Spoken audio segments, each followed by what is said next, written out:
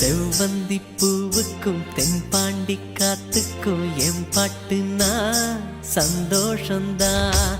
என் மாமன் பொண்ணுக்கு சிங்கார கண்ணுக்கு என் பாட்டுனா சந்தோஷந்தான்.